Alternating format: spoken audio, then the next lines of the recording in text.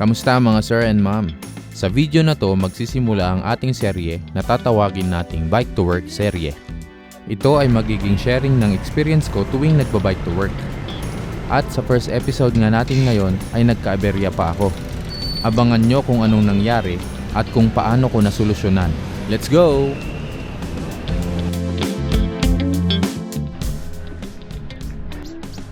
Every Monday kasi ay coding ng aking sasakyan. So tuwing Monday, lagi akong magbabike to work. Dahil nga tumataas na rin ang presyo ng krudo at gasolina, isang paraan na rin to para makatipid. Lalo na dito sa Baguio na may malaking difference ng presyo kumpara sa lowlands. At syempre, bago magsimula, mag-stretching muna tayo. Let's go! Good morning mga sir. Today, bike to work naman tayo. From San Luis to University of Baguio. Let's go. Kitang-kita, walang daya. Alas 2 kilometers na ahon. Alright, alpha na. Let's go. Morning sunshine. Let's stop tayo. Dahil sa pedestrian lane. Ayan, nag-go na yung motor. Go na rin ako. Aray ko.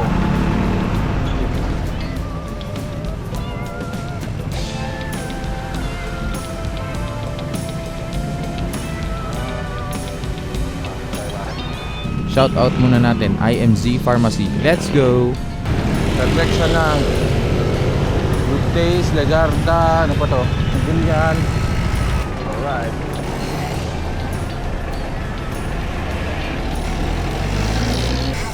Time check, it's 7:03. Ayan. Pedestrian. Pedestrian ulit. Pedestrian. Alright. At pedestrian ulit. Dito sa Baguio meron kasing ordinance na sinusunod. Yung King of the Road ordinance kung saan lahat ng sasakyan ay obligadong huminto ng 5 seconds sa pedestrian lane. Thank you. At yun na nga, nakarating na ako after 30 minutes of riding. Trabaho na. 9 hours later.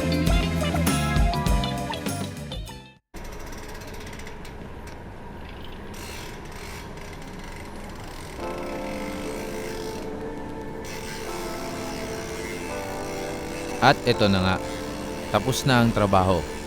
Uwian na naman. Medyo relax pa ako dito kasi alam ko maaga-aga pa. At alam ko rin na medyo traffic pa uwi, kaya dinadahan-dahan ko lang. Tiyagaan sa paghihintay sa pedestrian at sa traffic. Minsan talaga kahit alam mong okay ang lahat, biglang may darating na problema na hindi mo inaasahan. At dito nga darating sa akin yon. Dahil nga traffic, dinadahan-dahan kong sumingit.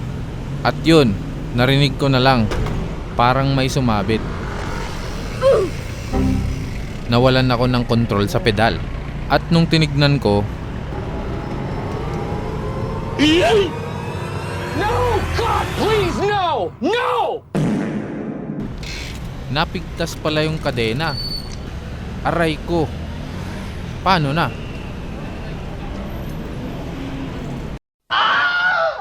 Kung sa inyo mangyari to, anong gagawin nyo?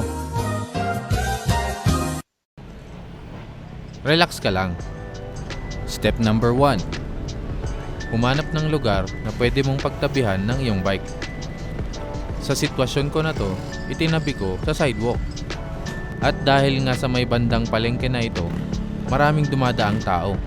Kaya naman, itinulak ko muna ang bike at naghanap ng space na pwedeng mag-repair.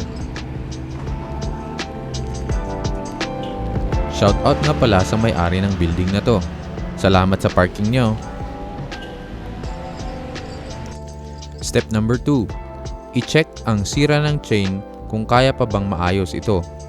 May mga chain kasi na sakto lang ang haba at hindi na kayang remedyohan. Sa mga ganitong sitwasyon, importante talagang lagi kang may dalang tools. ang mahiwagang bote.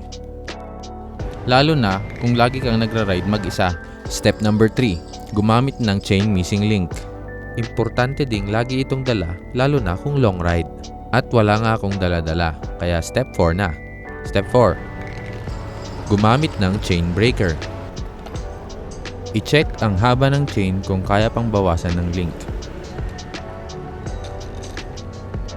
Gamit ang chain breaker, bawasan ito. At ikabit ulit. Paalala lang, hindi ako mekaniko. Pero katulad mo, na isa ring siklista, kaya mo ring gawin ito. Let's go!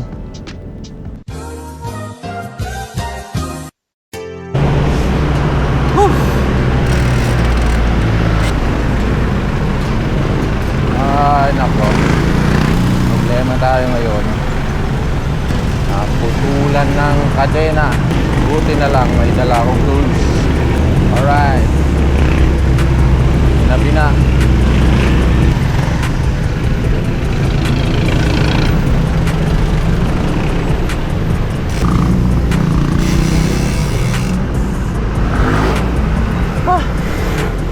Delay tayo ng konti. Naputol ang aking kadena.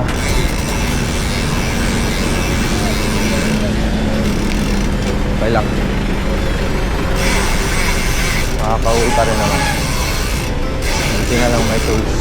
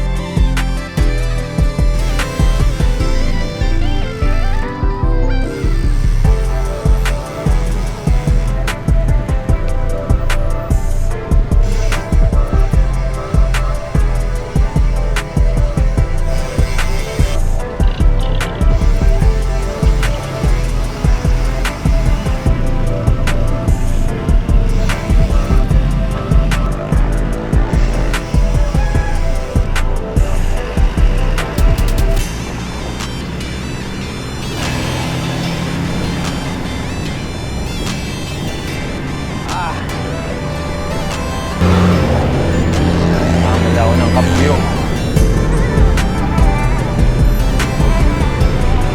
Sorry pare.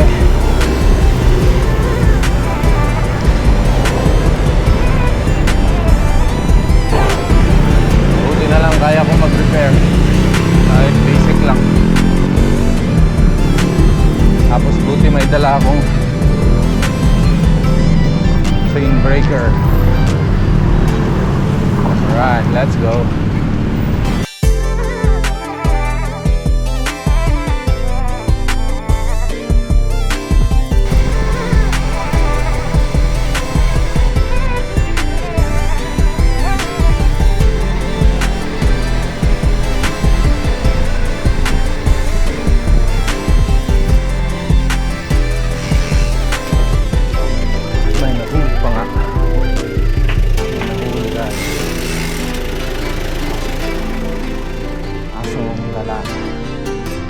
Alright, let's go. Boom. Boom, nakauwi rin. Nakauwi rin tayo guys. Ay nako. So paano? Next video na ulit.